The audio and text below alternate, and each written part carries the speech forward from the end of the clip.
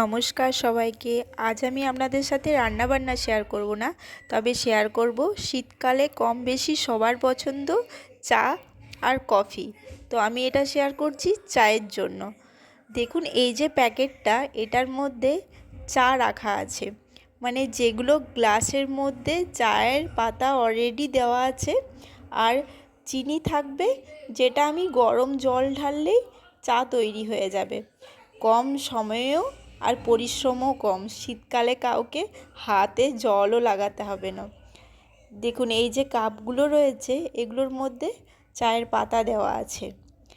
তো আমি ওই প্যাকেটটা কেটে নিয়ে আগে, তারপর দেখাচ্ছি আপনাদেরকে যে ভিতরটা কিভাবে করা আছে। আর এই প্যাকেটগুলো কেটে দিচ্ছে আমার মেয়ে।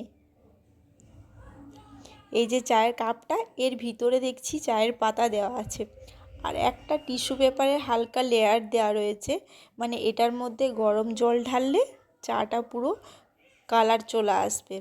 আর এই যে স্পুনগুলোর মধ্যে হানি দেওয়া আছে, আর কিছু মশলা দেওয়া আছে চায়ের। এই প্যাকেটটা কেটে যখন আমি গরম জলটা দেব, তখন এই স্পুনটা ডুবিয়ে দিলেই হবে, চাটা মিষ্টিও হবে আর কালারও চলে আসবে। একটা ছিল লেমন জিঞ্জার আর কাশ্মীরি খোয়া, আরেকটা প্যাকেট আছে, ওটার মধ্যে আছে মিন্ট আর তুলসী। এরপর আমি এটা রান্নাঘরে নিয়ে যাই। চলুন আপনাদেরকে দেখাচ্ছি কিভাবে কম সময়ে বানানো যায়, আর কোনো রকম জলেও হাত দিতে হবে না, আর বাসন ধোয়ার তো কোনো ব্যাপারই নয়।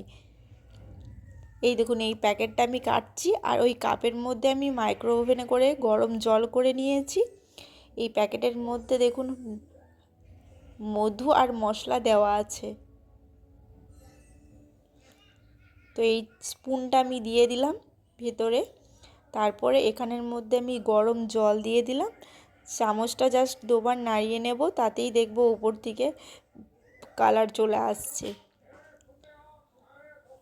আর এখানে আমার ছোট মেয়েরাও দেখছে যে কি হচ্ছে, মা এটা কি বানাচ্ছে। এই দেখুন একটা কাপ তৈরি হয়ে গেছে, আরেকটা কাপে করলাম।